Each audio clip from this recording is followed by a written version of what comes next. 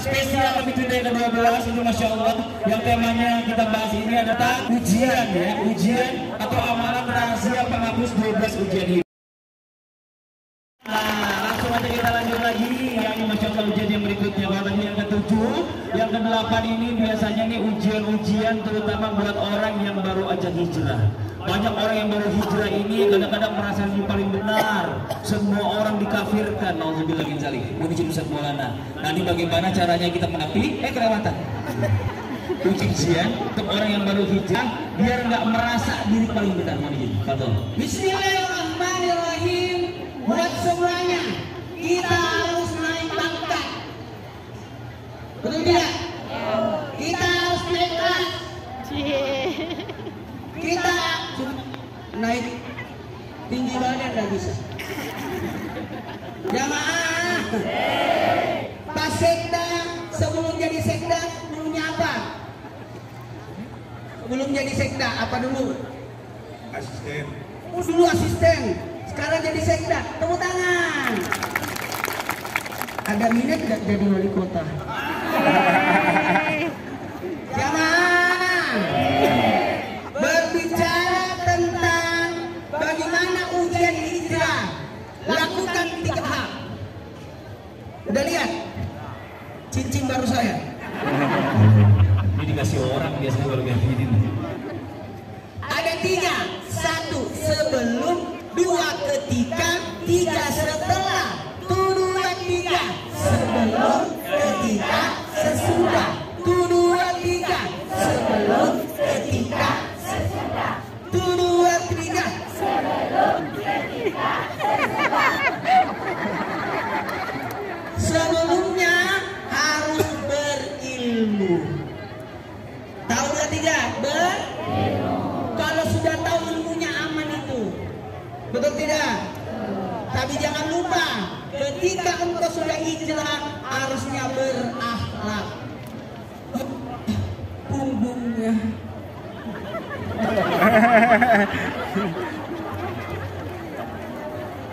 Ada orang dengar ceramah dia menjaga keamanan, dia nggak dorongan di belakang. Ketika kita sudah hijrah harus banyak-banyak hargai, muliakan, cintai. 2 3 hargai, muliakan, cintai. Harus begitu. Kepada yang tua kita muliakan, kepada yang seumuran kita hargai, kepada yang lebih muda kita cintai. Oke? Cintailah. Mau kemana? Oh iya, baik. Ya pasti anggota dewa. DPRD kota. Jamaah yang ke ya Abu Khalidilku Sabit kalbi ala dini. Masya Allah, suami istri. Anaknya berapa anak? Harus tambah. Harus tambah. Terima kasih banyak Ustaz. Ya baru saja tadi Ustaz menjelaskan bicara tentang ujian yang ke-8 ya. Ini Masya Allah luar biasa. Iya. Terlambat makanya nyebrang tadi bilang terlambat. Iya. Oh, ya amin. Oke, kita lanjut lagi. Ini Masya Allah buat semua jamaah. Kita masuk ke ujian yang berikutnya, ujian yang ke-9. Ini Masya Allah luar biasa. Banyak orang yang kemarin selesai baru COVID udah aman ya. Tiba-tiba ada juga yang penyakitan yang lain. Ujian yang namanya sakit ini kadang-kadang ada orang yang ujiannya udah sakit lama bahkan menahun. Kalau lebih dari 5 tahun dia sakit, nggak meninggal. Nah ini kita minta sama guru kita Habib Muhammad Syahab ya, amalannya, doanya bagaimana pada saat kita menghadapi ujian berupa penyakit yang tidak kunjung sembuh. Mohon izin, Pak Taufik.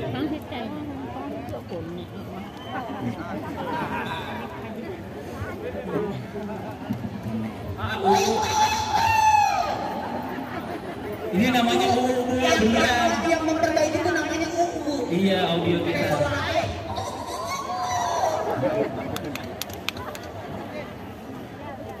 Udah ya. Kita banyak orang datang 14 orang. Terima kasih banyak Pak Trajaya Umaira dan Pak Sekda dan semuanya. Bajunya bagus.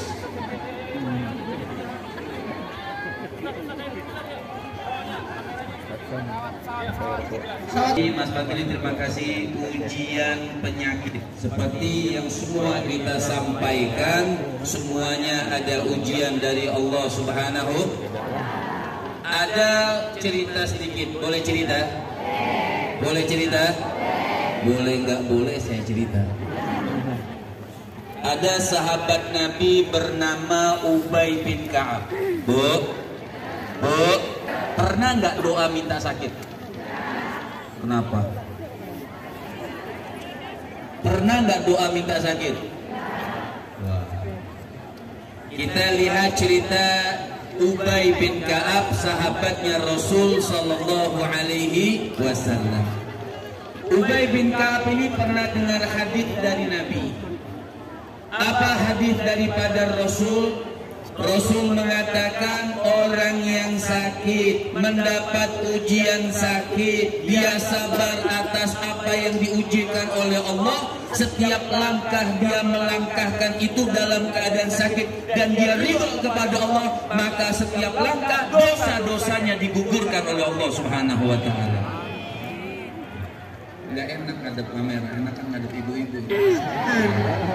Habib ketularan sama itu.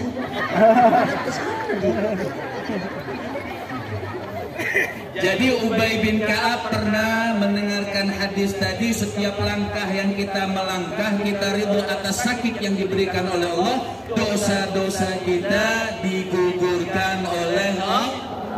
Mendengar itu maka Ubay bin Ka'ab langsung datang ke Nabi. Bu,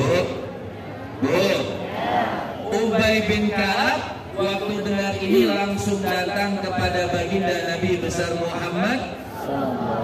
Kenapa Ubay bin Ka'ab datang sama Nabi? Nanya. Ubay bin Ka'ab tanya langsung sama Rasulullah. Kata Ubay bin Ka'ab, wahai Rasul, aku mendengarkan hadis seperti ini, apa benar dari engkau? Maka Nabi mengatakan, benar, itu perkataan aku tentunya dari Allah Subhanahu. Maka setelah mendengar itu Ubay bin Ka'ab angkat tangan. Bu, jadi yang jawab doa saya masih berlaku. Jam gadangnya bunyi.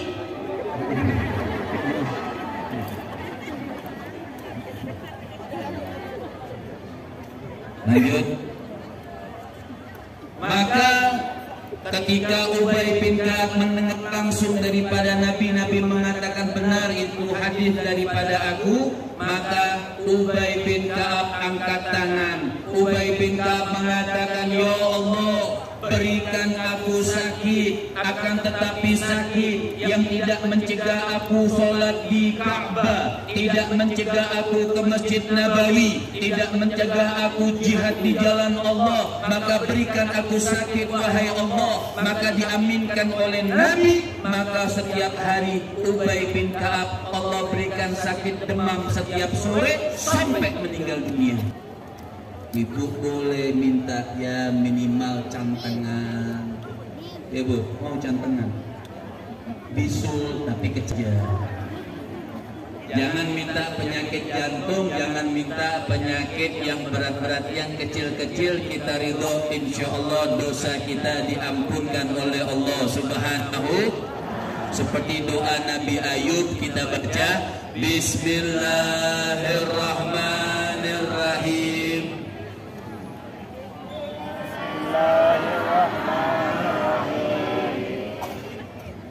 Bismillahirrahmanirrahim.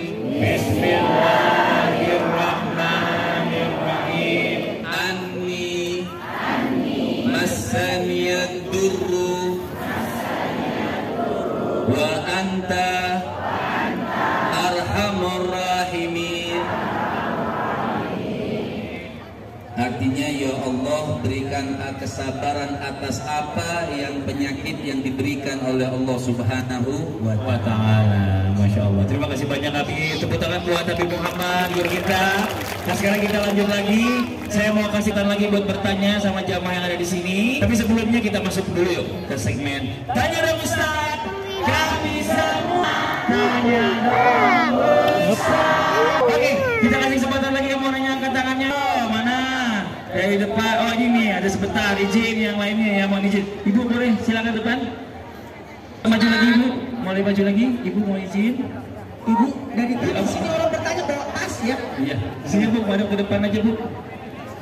Iya, mohon izin. Iya, silakan Bu. Pertanyaannya. Assalamualaikum Ustaz. Waalaikumsalam warahmatullahi wabarakatuh. Kat dulu sebentar. Oke.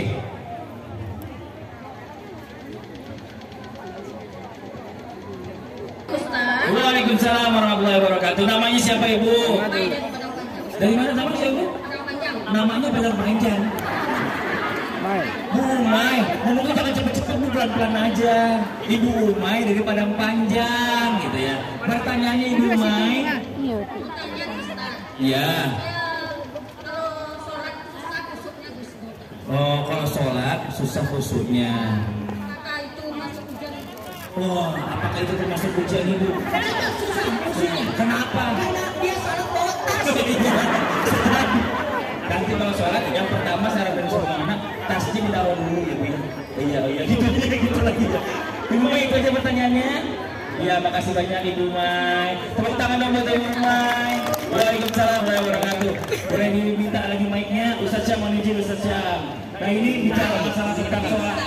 Iya. Untuk wanita. Oh, kenapa gitu? Ustaz Syam, mohon izin. Ini bicara masalah sholat nih, bukan cuma ibu tapi banyak dari semua tapi nggak mau ngaku aja. Yang namanya sholat ini kadang-kadang kita suka lupa, maaf ya, lupa rokaat yang paling sering tuh. Terus udah gitu tiba-tiba lupa ini bacaannya tadi udah baca apa ya gitu. Wah, sujud ini berdiri apa duduk nih? Mohon izin penjelasannya, silakan Bapak. Bismillah, alhamdulillah, wassalatu wassalamu ala rasulillah wa ba'd. Jamaah, Ibu, terima kasih pertanyaannya, menyadarkan kita semua yang hadir di sini ataupun jamaah Islam itu indah yang sedang berada di depan TV. Alhamdulillah ala kulli hal. Siapa kira-kira ibu yang paling khusyuk di sini pengajian? Yang di belakang atau yang di depan? Yang duduknya sempit atau yang duduknya lapang? Maka sholat pun demikian. Itu lagi masalahnya. Belum ganggu. Maka siapakah yang khusyuk di antara kita? Kalau bisa dipikir-pikir kayaknya yang lebih enak duduknya tuh yang lebih khusyuk ya. Maka ternyata lokasi menentukan prestasi. Di mana kita disingkat kekhusyukannya. Maka perhatikan tempat kita sholat. Itu yang lama.